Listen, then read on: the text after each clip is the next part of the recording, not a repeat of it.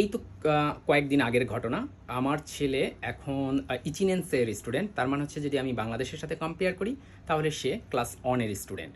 তো স্কুল থেকে সে প্রতিদিন নতুন নতুন অনেক কিছুই শেখে। তার ভিতর একটা জিনিস শিখে আসছে, সেটা হচ্ছে যদি তার শরীর খারাপ হয় তাহলে 119 এ ফোন দিতে হবে। এটা হচ্ছে অ্যাম্বুলেন্সের নাম্বার, ইমার্জেন্সি অ্যাম্বুলেন্সের নাম্বার।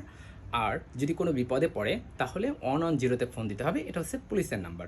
তো সে স্বাভাবিকভাবেই বাসায় এসে আমার ফোন নিয়ে আমার ফোন নিয়ে সে 119 ফোন দিছে এবং ফোন দিয়ে সাথে সাথে কেটেও দিছে। তো অপর প্রান্ত থেকে উইদিন 1 থেকে 2 সেকেন্ডের ভিতর অপর প্রান্ত থেকে ফোন আসছে। আমি ফোন রিসিভ করছি।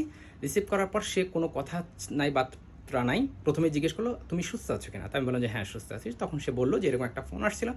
তো আমি বললাম যে আসলে আমার ছেলে ফোন দিয়েছিল, ওই স্কুল থেকে শিখছে এই নাম্বারটা, যে কারণে ফোন দিয়েছে। তখন সে এসে দিয়ে বললো, ঠিক আছে কোনো সমস্যা নাই, তুমি সুস্থ আছো, এটা হচ্ছে বড় ব্যাপার।